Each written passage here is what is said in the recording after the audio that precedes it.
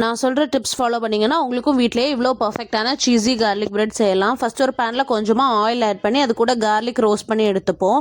Golden brown ஆனதும் ஒரு பவுலில் ட்ரான்ஸ்ஃபர் பண்ணிக்கலாம். இப்போ இதை மேஷர் வச்சு மேஷ் பண்ணிக்கோங்க.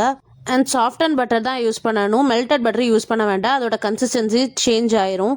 அது கூட உங்ககிட்ட இருக்க சீசனிங் ஆட் பண்ணிக்கலாம். நான் oregano, chilli flakes, pizza seasoning, coriander leaf add பண்ணியிருந்தேன்.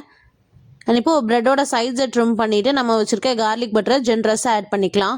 சீஸ் இது மாதிரி பிளாக்காக வாங்கினீங்க அப்படின்னா ஃபுல்லாக ஷ்ரெட் பண்ணிவிட்டு கொஞ்சமாக கார்ன்ஃப்ளவர் ஆட் பண்ணி ஃப்ரீசரில் வச்சுட்டிங்கன்னா நீங்கள் எப்போ யூஸ் பண்ணாலும் சிங்கிள் ஸ்ட்ராண்ட்ஸாகவே இருக்கும்.